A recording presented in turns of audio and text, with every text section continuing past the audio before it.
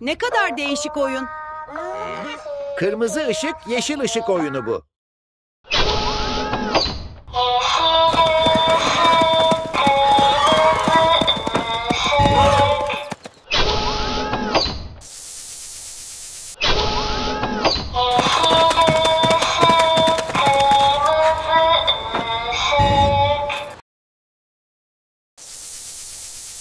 Eyvah! Hareket ettik, hepimiz elendik.